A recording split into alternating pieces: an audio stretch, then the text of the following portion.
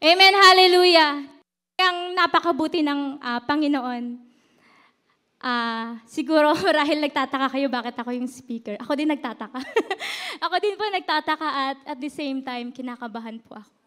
Pero sa biyaya po ng Panginoon, nandito po ako ngayon. Tinatanggap ko po ang hamon ng Panginoon na mag-share po ng kanyang salita.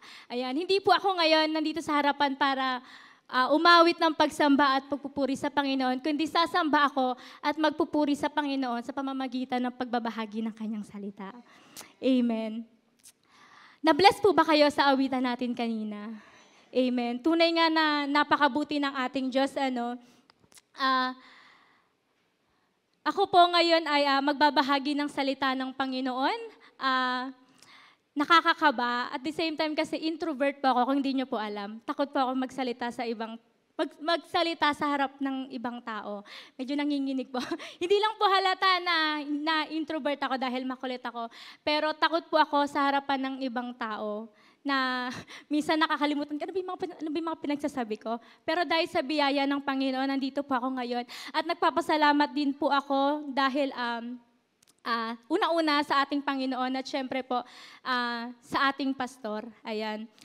Bago po tayo mag-start, tayo po muna ay manalangin. Amen. Hallelujah, hallelujah, oh God. Lord, maraming salamat, Panginoon, Lord God, for this opportunity, Panginoon, Lord God, na makakarinig kami, oh God, ng iyong mga salita, Panginoon. Lord, ikaw ang patuloy na kumilos, Panginoon, Lord God. Patuloy na mangusap, Panginoon, Lord God. Lord, ikaw, Panginoon, ang maitaas, Panginoon, Lord God. Ikaw ang makita, marinig, Panginoon, Lord God. Itago mo ako sa iyong likuran, Panginoon. Lord, hayaan mo, Panginoon, ang bawat isa. Lord, ay marinig, Lord God, ang iyong mga salita, Panginoon. Lord, tumimo sa puso ng bawat isa sa amin, O God. Lord, maraming salamat sa iyo, ang papuri, pasasalamat at pagsamba. Amen.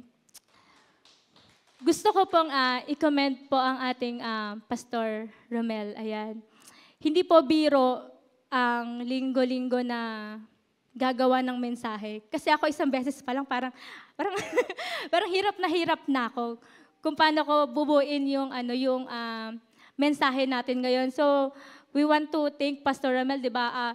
Hindi lang dahil sa love niya ang Panginoon, pero dahil love din niya tayo. Ayan, at gusto ko rin magpasalamat dahil tinulungan ako ng ating pastor paano mabuo yung mensahe natin ngayong hapon na ito. Ayan. Nag-start po ito ng tanungin ako ng ating pastor. Para mabuo itong mensahe na ito, ang tanong po sa akin ng pastor, ito po yung topic niya noong mga nagdaang mga linggo. Siguro 3 series po ito. Who Jesus is. Sabi ni pastor, mag-start ka, tanungin mo ang sarili mo, who Jesus is sa buhay mo.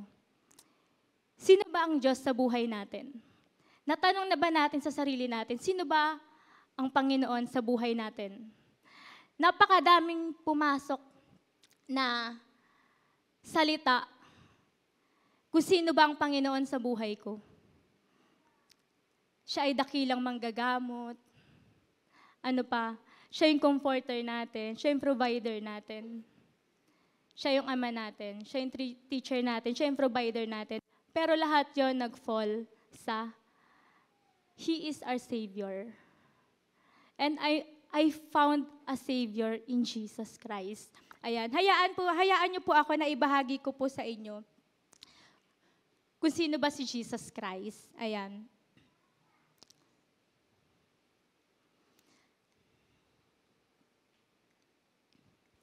Basahin po natin ang Isaiah 44:21-23.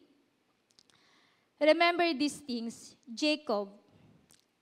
For you, Israel, are my servant.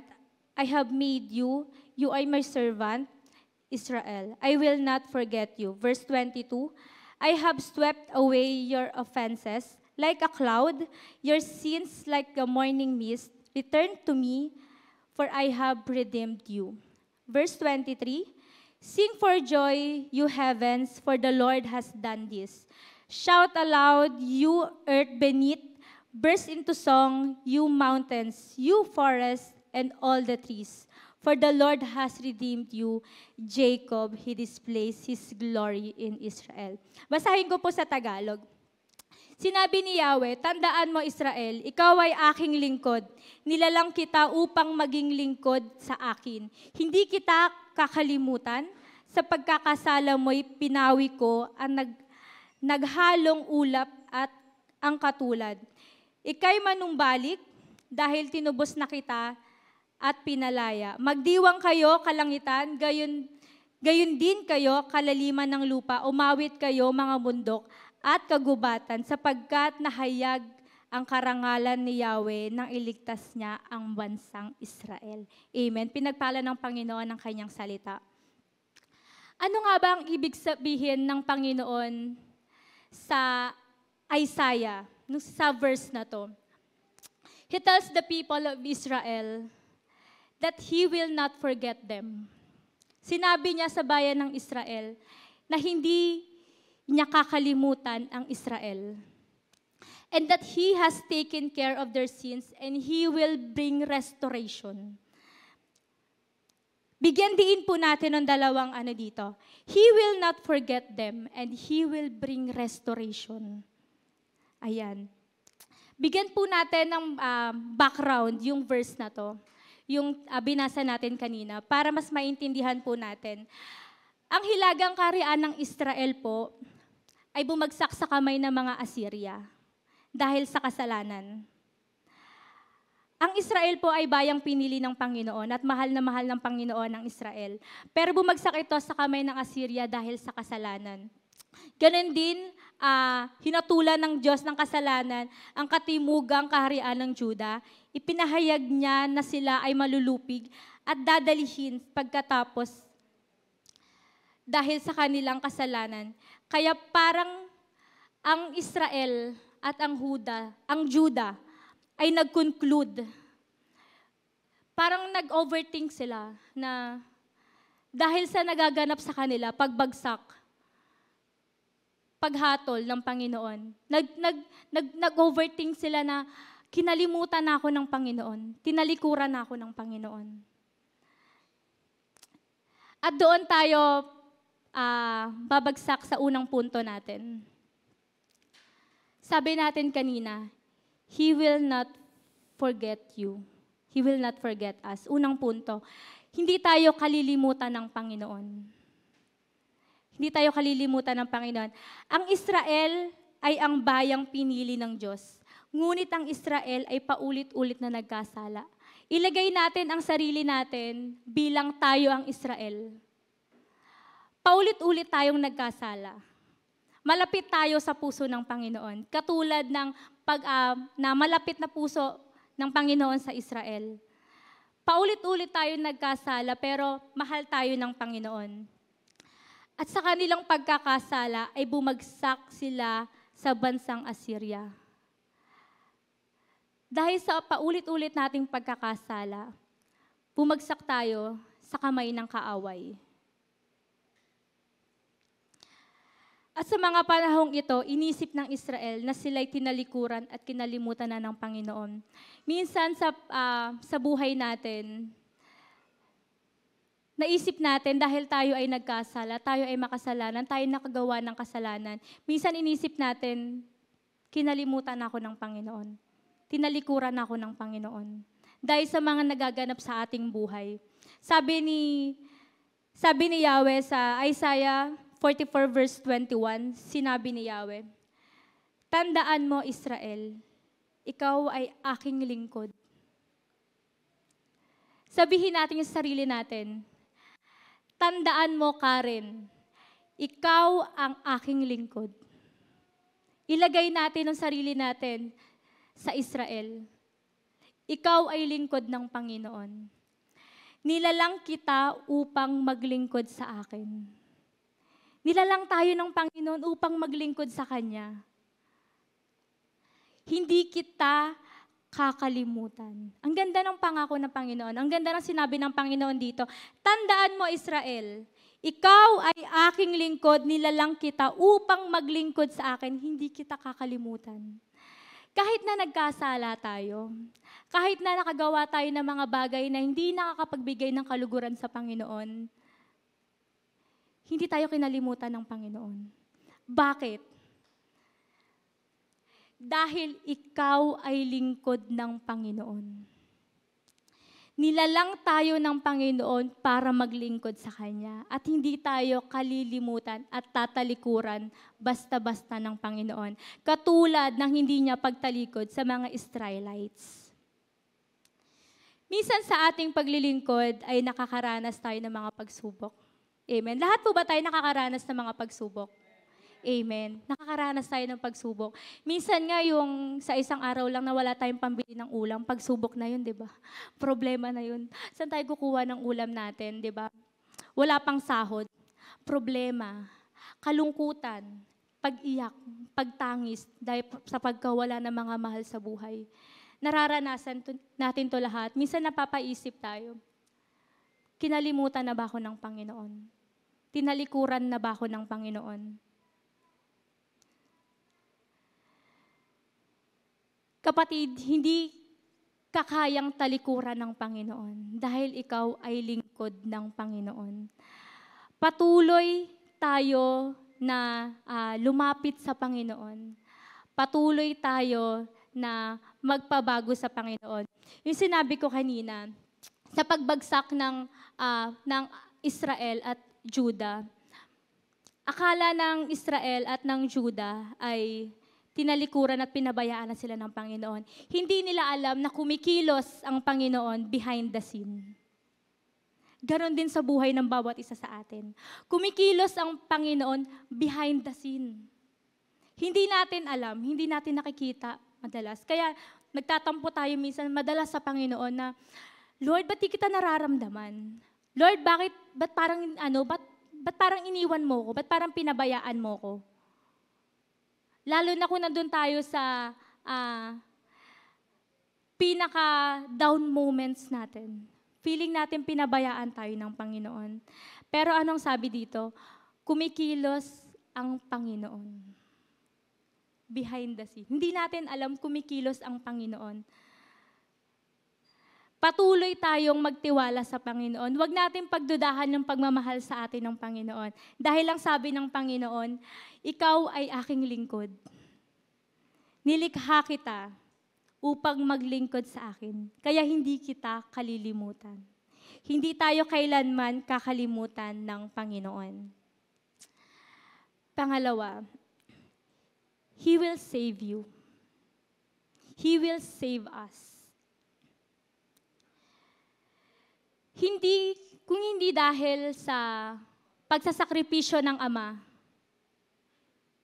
na ibigay ang kanyang nag-iisang anak para tubusin ang ating mga kasalanan, walang pagpapatawad, walang paghuhugas ng kasalanan. Sabi sa John 3:16, For God so loved the world that He gave His only begotten Son. Dahil sa pagmamahal ng Ama sa atin, binigay niya yung nag-iisa niyang anak para linisin, para tubusin tayo sa ating mga kasalanan. Kung walang nag-sacrifice, walang paglilinis at walang pagpapatawad. At ang tanging pwede lamang na mag-alay ng kanyang buhay ay si Jesucristo lamang. Dahil siya lang ang natagpuang walang kasalanan, siya lang yung able, siya lang yung banal, siya lang yung holy, siya lang yung pwede na mag-alay ng buhay para sa atin.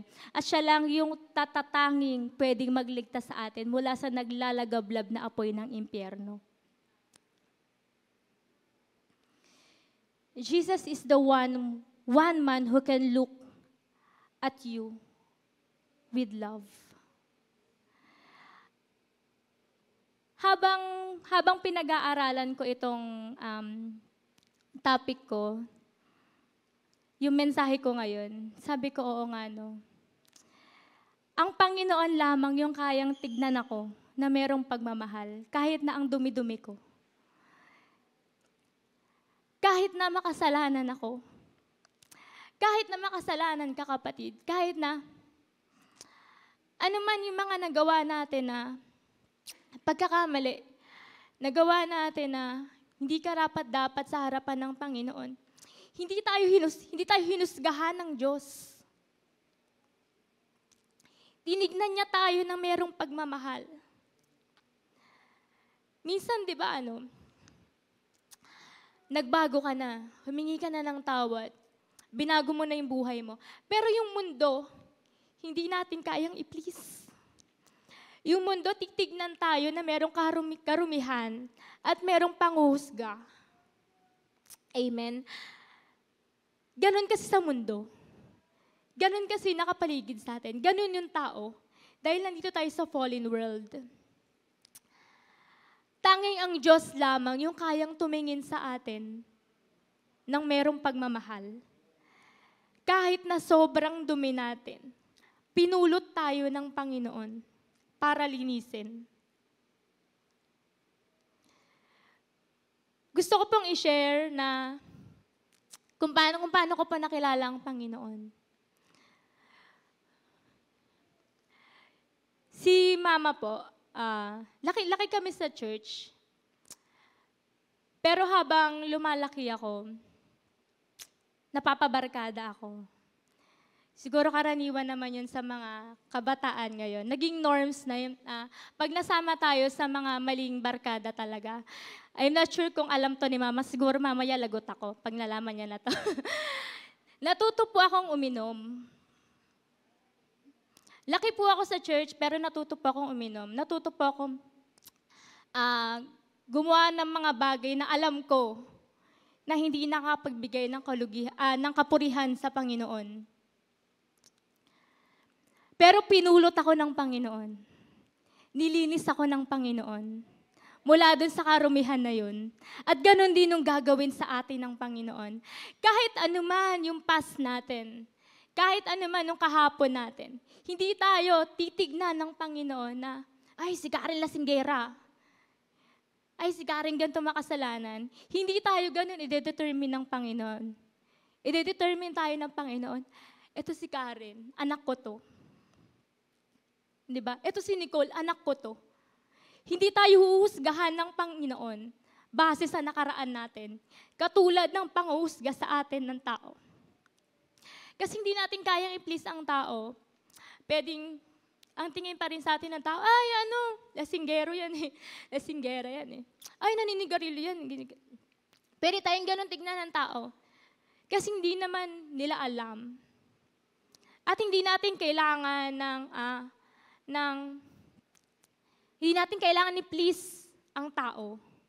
Ang kailangan lang natin ay ang Panginoon.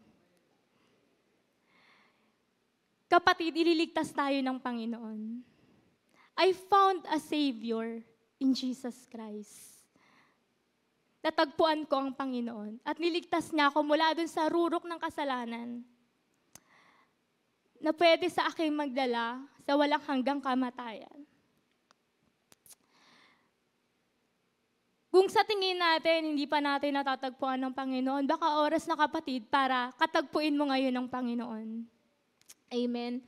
So, si Jesus Christ lamang ang natatanging kayang tignan tayo na merong pagmamahal kahit na punong-puno tayo ng dumi.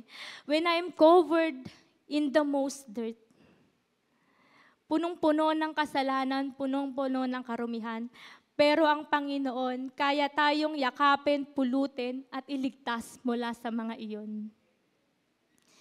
He is willing to take us by hand, even when I turn away from Him. Kaya tayong hilain ng Panginoon pabalik. Kahit napilit nating kumakalas, palayo sa Kanya. Minsan pasaway tayo, di ba? Na gusto ng Panginoon, lumapit ka sa akin. Pero sa sobrang pasaway natin, pinipili natin minsan na tumalikod. Pero hindi nagsasawa ang Panginoon na hawakan ng kamay natin at hilain tayo pabalik sa Kanya. Dahil gusto ng Panginoon, iligtas tayo mula sa kapahamakan. Katulad na lamang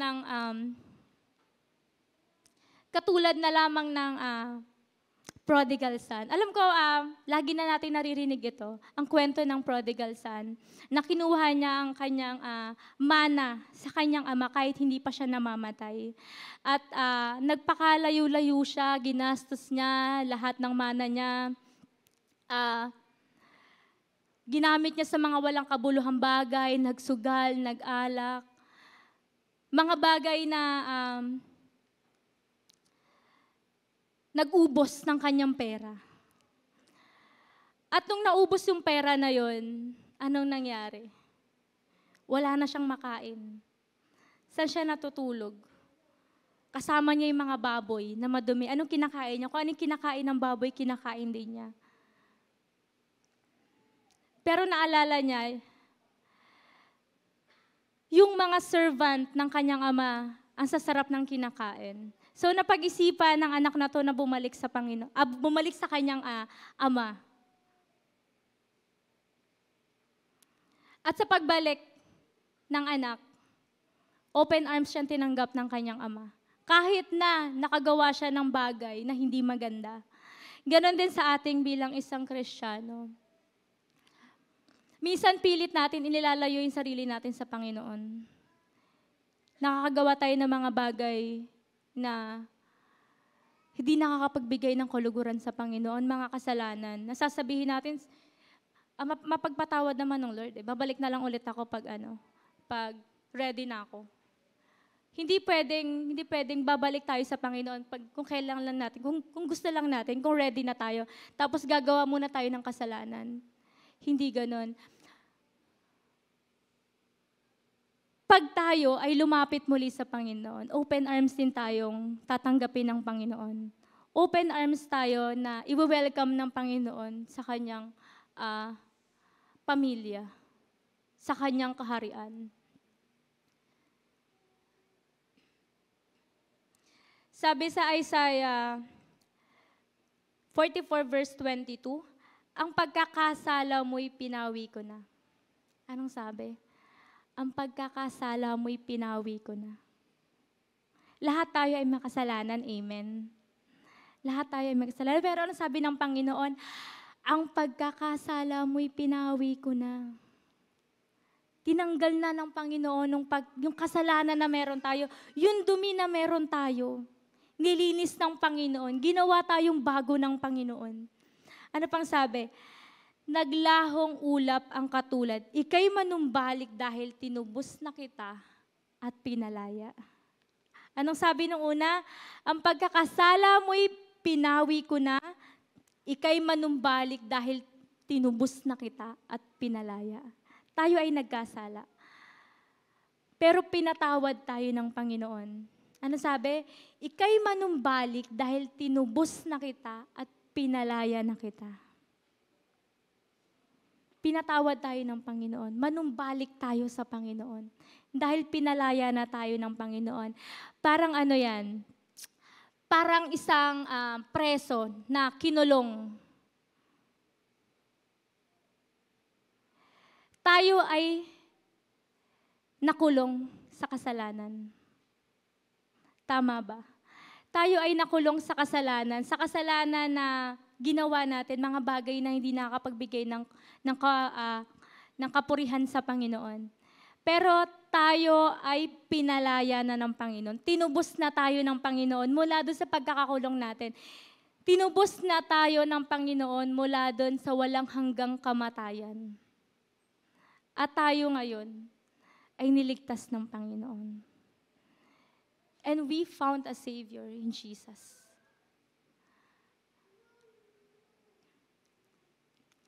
Pangatlo, rejoice because Jesus saves. Amen. Magalak tayo dahil ang Panginoon ay nagliligtas at niligtas na tayo ng Panginoon. Amen. Naniniwala po ba kayo niligtas na tayo ng Panginoon? Amen.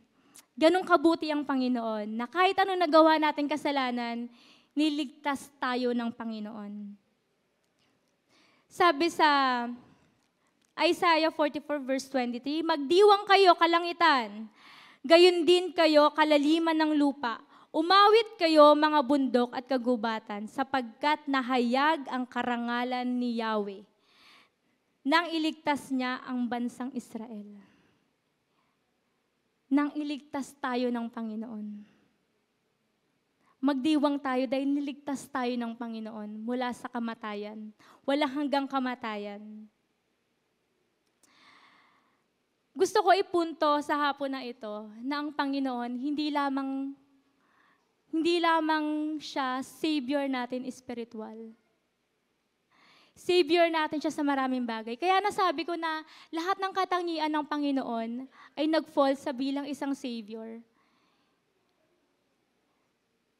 Kapag ikaw ay namumblema, sino ba ang tatakbuhan mo? Ang Panginoon. He's your Savior. Kapag may sakit ka, sino bang tinatawag mo? Ang Panginoon. Dahil alam mo, sasagipin ka niya. Because He is your Savior.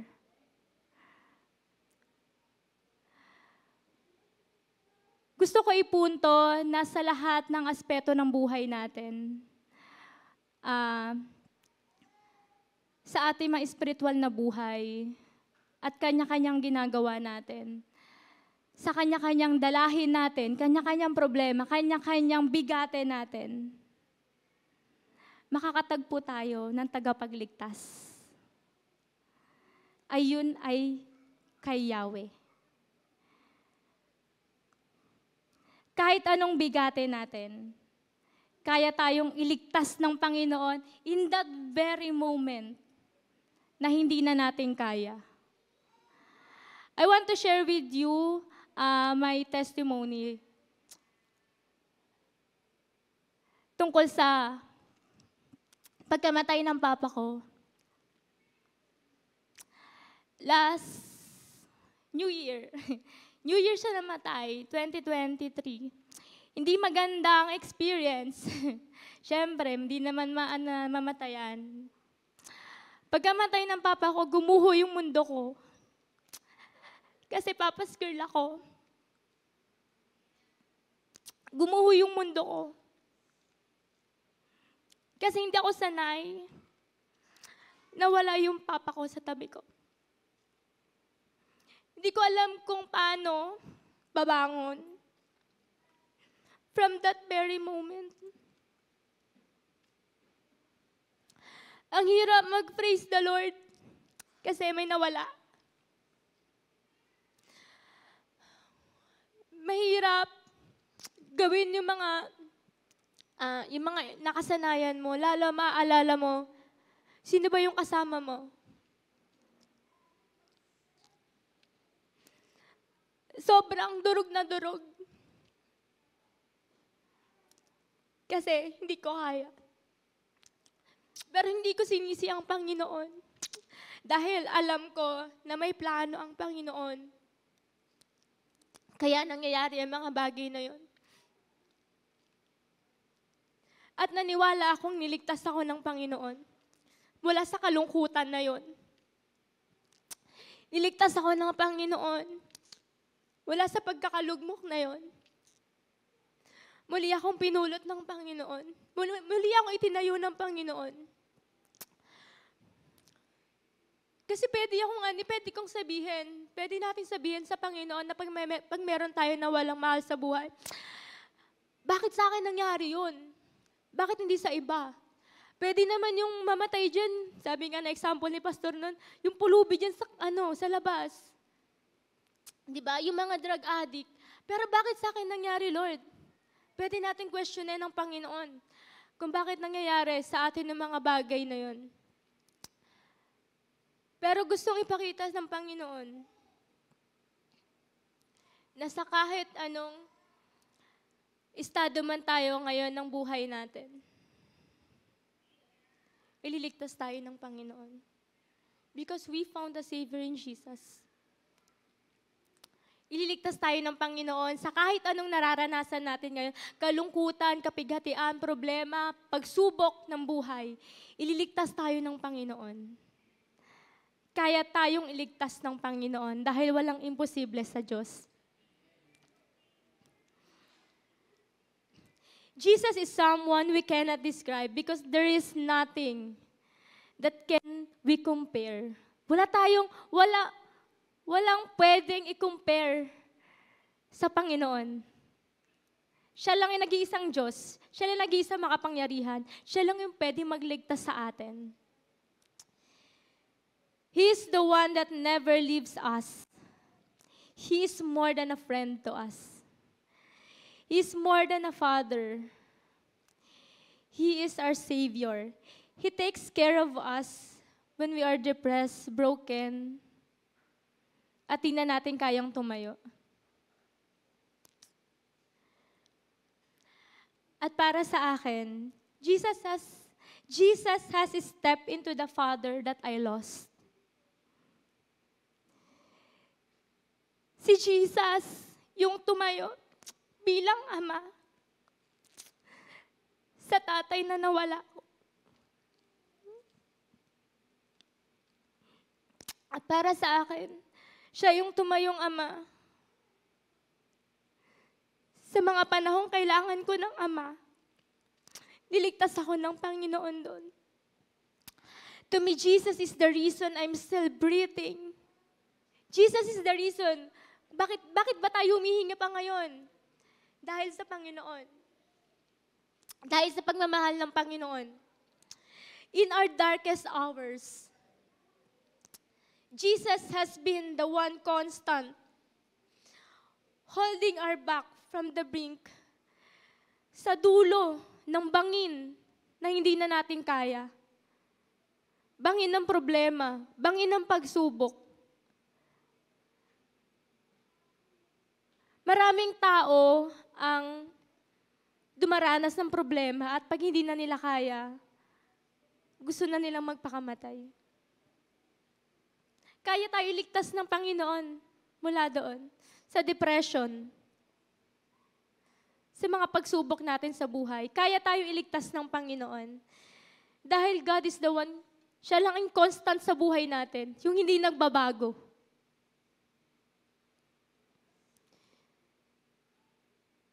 Jesus is our Savior. Siya yung kayang magligtas sa atin sa kahit anumang hamon ng ating buhay. Jesus is our breath, our love, and our life. Blessed ba tayo na meron tayong Panginoon na nagliligtas sa atin? Amen. Amen. Pwede po ba tayong tumayo, tayong lahat? Amen. Tunay nga na ang Panginoon ay nagliligtas sa atin. Hindi lang sa ating espiritual na buhay, kundi sa ating mga pang-araw-araw. Ang pang-araw-araw na buhay natin minsan, araw-araw na pagsubok yan, araw-araw na trials ng buhay natin yan. Kung ano yung uulamin natin, saan tayo kukuha ng pamasahe natin, saan tayo kukuha ng pambiling gamot, paano tayo gagaling, di ba? May mga kanya-kanyang trials tayo na mga pinagdadaanan. Na minsan nakala natin kinalimutan tayo ng Panginoon, lalo na kung dumaranas tayo dun sa mga pagsubok, na akala natin hindi na natin kaya malalagpasan. Akala natin kinalimutan tayo ng Panginoon. Pero kapatid, hindi tayo kinalimutan ng Panginoon. Hindi tayo kakalimutan ng Panginoon. Dahil tayo ay pinili ng Panginoon. Tayo ay nilikha ng Panginoon para purihin at sambahin ang ating Panginoon. Ngayon, sa hapong ito, hayaan natin, patuloy natin sambahin, purihin ng Panginoon. Purihin natin yung Diyos na nagligtas sa atin mula sa kapahamakan.